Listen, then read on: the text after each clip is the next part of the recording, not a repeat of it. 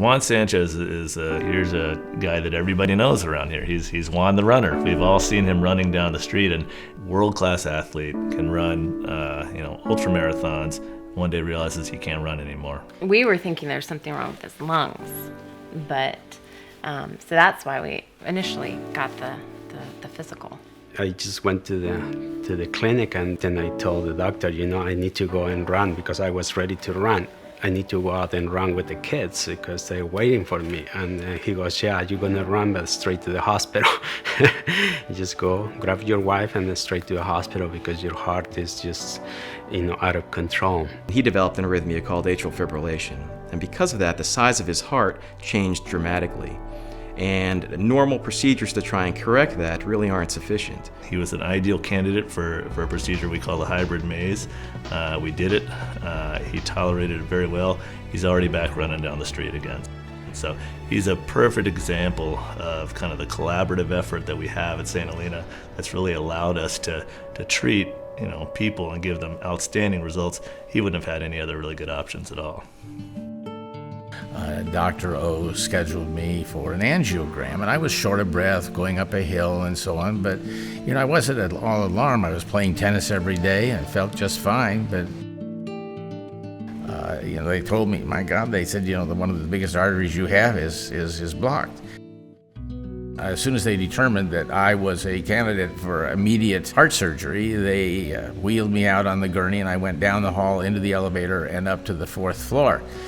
And I understand that the new facility that we're working on now for the hospital is going to allow all these procedures to be done in one room.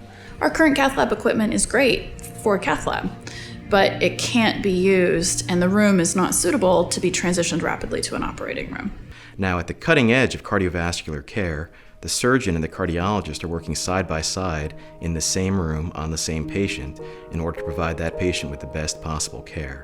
A hybrid operating room allows that to happen. So now we can have one room where you have the sterility and the operating room team and all the capabilities of a major operating room with the visualization of a cath lab. It really allows us to do things that you just can't do in the two separate rooms together. The hybrid operating room will allow us to do procedures that we're currently already doing, but they will allow us to do them more efficiently and more effectively. In addition, the hybrid operating room will allow us to do procedures that we currently cannot perform, such as transcatheter valves.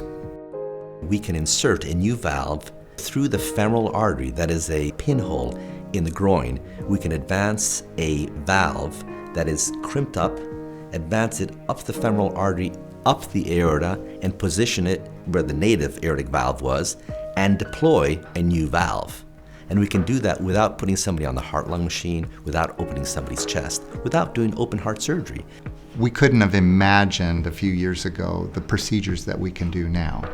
The technology that lets us do operations on the heart itself without opening up the chest just provide a real opportunity to care for patients that didn't qualify before or couldn't tolerate a procedure of that kind of invasive nature.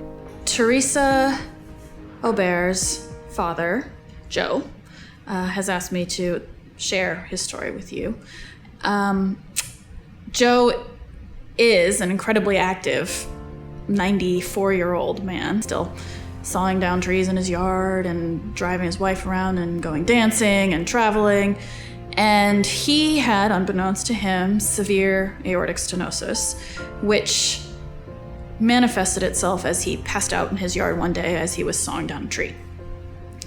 And he presented to a hospital in Eureka, where he lives, and was told that there was nothing to do for him, there was no option for him, and that the entire family should fly from other parts of the country to say their goodbyes. And Joe was then transferred down here and found to be actually quite a good candidate for a transcatheter valve. The reality is unfortunately we don't have the equipment or resources at this hospital right now to do these procedures. So Joe took another little trek south down to Stanford Hospital, where he was able to get his transcatheter valve. And A year later, he's doing well. He's back to sawing trees down in his yard and chopping wood and dancing with his wife and going out to dinner and traveling and driving everywhere. Until recently, the only patients that received transcatheter valves were patients that were deemed too high risk to have open heart surgery. Then there were some studies that were done in which patients that were just not inoperable, but high risk, high surgical risk patients that were offered transcatheter valve procedures, and they did very well with these procedures. So now there are studies that are being done where patients that are considered moderately high risk surgical cases, these patients also get transcatheter valves. So there is going to be an explosion of the number of patients that can benefit from transcatheter technology. In order to have a transcatheter valve program, we do need a hybrid operating room. So in a normal operating room, the C-arm that they have, the pictures aren't quite adequate. That's why we can't use a normal operating room to do the procedures that we'd like to do. The better the quality of the picture, the better the physicians are prepared to intervene on whatever blockage they may see in an artery or whatever problems may arise. In the atrial fibrillation arena, an arena that's obviously kind of near and dear to me, it just opens up a whole world of possibilities of being able to test and map electrical circuits while we also do the procedure, things that we just aren't able to do with the cath lab and OR separately.